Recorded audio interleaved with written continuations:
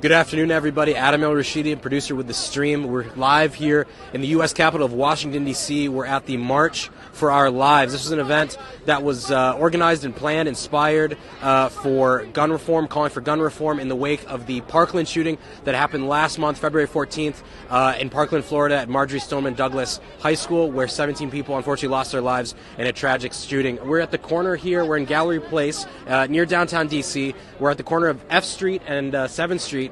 You can see just a lot of people coming out of the metro. They're coming here with their signs. A lot of people from all over the place, just tons and tons of people coming, calling for gun reform, calling for a change to the system. Gun reform is something that, for an international audience, as you're following us, is something that's really, really touchy here in the United States. Anytime there's a shooting, anytime there's something where there's a mass shooting, a lot of people lose their lives due to gun violence. You have this sort of thing where people are coming out calling for reform, and this is, like I said, a very, very touchy subject. You have, on one hand, a lot of folks, typically conservatives, or right-wing folks who are advocating that any sort of legislation that would limit access to guns would be an infringement of the Second Amendment of the U.S. Constitution, which grants U.S. citizens the right to bear arms. On the flip side of that, of course, you have a lot of folks who are saying that assault weapons, guns that have a high capacity to kill a lot of people in a very short amount of time, fall outside of that provision. So that's always the debate that's going on. But these students, this was a youth-led movement where a lot of people organized. They wanted to honor their classmates who passed away and were killed by really taking a stand and making a change. So they've come to Washington, D.C. Again to protest, to demonstrate, to have their voices be heard. And we at The Stream are going to be bringing you some of the sights and sounds. We're going to be touching in or checking in with our colleague Sonia Bagat, who's elsewhere here in the march.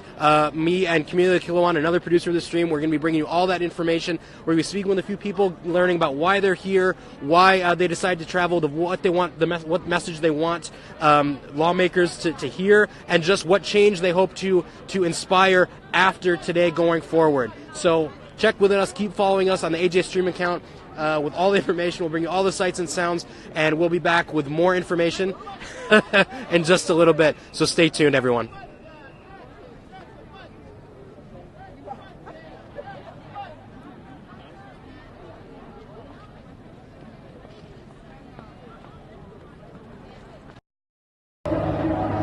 Hi, everyone. Adam with The Stream, along with Miracle and Mariah. Hi. Well, thank you very much. You guys are coming down here.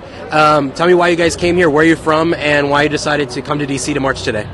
I actually live in D.C. This is my hometown. This is where I grew up in. So I came down here because I wanted to stand up for the kids that couldn't be here because they lost their lives. I wanted to show the government that it's crazy. Whatever they're doing is just not right. And the children's lives are more important than these guns. The money is not anywhere more important than the children that are being killed because of this. And we should all just stop it. The gun should not be here. The gun should not be on the streets. Black children die every day. Not even black. All children, most people children, they go to school. They're thinking, oh yeah, I'm going to go home. I'm going to do this homework. But they die. For what reason is unknown. It's easier to freaking get a gun than it is to go to a pub and get a drink if you're under 21. Like, it's crazy. This world is crazy, and I'm here to stand up because this is not right, and I wanted to show the government that I'm here for it. And what about you? I'm from D.C., grew up here, and I came here today because I feel that it's too many kids that's been able to get guns, and it's like there shouldn't be a right to bear arms for the Second Amendment, and it's just a shame that kids below us are just getting guns and they're not doing nothing about it. We need more methods in school because it's just sad that everybody just dying these days from guns because those sideline kids just buy guns. And both of you are students, correct? And what year in school are you guys? I'm a senior at Archbishop Carroll. I'm a junior at the Costa High School. In the wake of the shooting, was there anything that your school did in terms of after what happened in Parkland, was there anything that your school had a meeting or any sort of assembly to sort of kind of debrief you guys on what happened or any sort of safety procedures? Kind of what was sort of the fallout or any sort of information that the school was giving you about how to protect you and make sure that nothing that like what happened in Parkland happens in your schools? Any sort of information or plan put in place? Yeah. When it happened, when we heard about it, we had a prayer vigil, and they said all the names of the victims.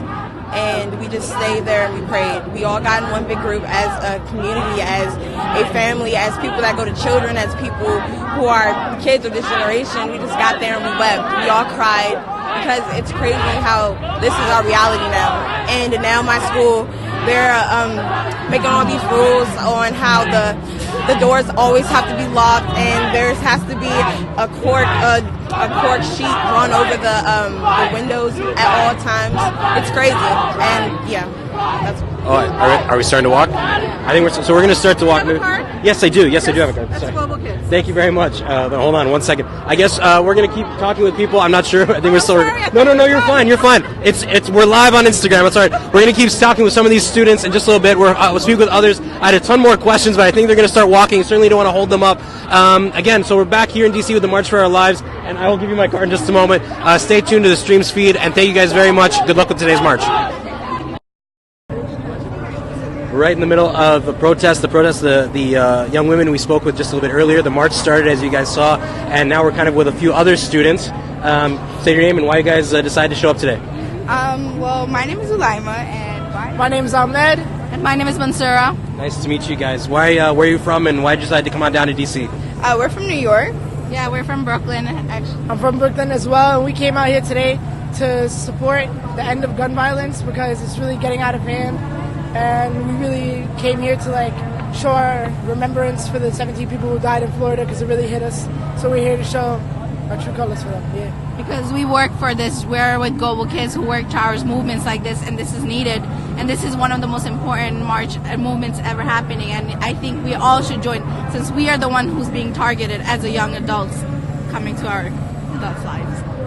Yeah, we have to make a change and support other schools who came out today and just show that we're united and this is a decision for all. There's obviously a lot of people here today, and you mentioned this kind of, a big movement and kind of maybe a milestone in terms of maybe gun reform in the U.S. How do you plan, as being kind of, a youth-led movement, how do you plan to keep the momentum from today going, tomorrow and going forward to really make a change, or the change that you guys are looking for? Well, from today's society, our generation is really caught up onto technology and stuff. So I feel like if we really just keep it on Facebook, keep it on Instagram, keep it running on Snap, it's gonna keep going in the long run. And I feel like if we just keep filters and stuff, got hashtags, it's gonna make it go far, and we're gonna get some change done. Yeah, we have social media in our hand, and we should use it and actually make it useful since we have this power, and tell everybody about this big movement to be part of, because we all are going to be in history. This is history right now. Do you want to get a comment as well? See you in the background. We also have the support of many adults who disagree with the recent actions of the government, so we should also join them in their charge of what they're doing to help us try to change what the NRA has done to so many kids lost, especially in the Parkland shooting where so many kids were lost. We have to prevent that from happening anytime in the future. Knowing that this is our generation, we have to make the future. Yeah. It's all about the energy that we bring too, how much we want to see the change. Have you guys already in the wake of the Parkland shooting, have you guys had any sort of assembly or sort of any information in your school, any administrators kind of this is how you petition government officials or kind of go about sort of the civic process? Is that something that's been brought up at all in terms of how to kind of go about things? It has, but it's been very rare. I feel like it's also because in school they're not really allowed to talk about that much, so I feel like it's rare. But my school, we got together and we participated in the walkout just a few days ago, and we walked out onto the field. We made a number 17 for the remembrance, and I feel like that made a lot of things happen because I feel like it really got on social media a lot, and there was a lot of kids from the whole entire school coming out to participate and create the 17 on the field. Yeah, I was gonna say they don't support us, but it's we use each other as knowledge, and we use our friends and family as support, and we are friends and family just to support us at this big movement right now, at this moment. When you say that they don't support you, can you elaborate? What does that mean? For example, not support us, school, for example, school cannot talk about it oh, you guys can't do this, that, right? But people here, Global Kids, they help us make our voice louder than it is and help us actually step out of our comfort zone and stand up for what's right. Gotcha. Well, cool. Very inspiring young folks here in DC. They're marching today. Thank you very much for chatting with us with this stream, and good luck with the march. Thank you.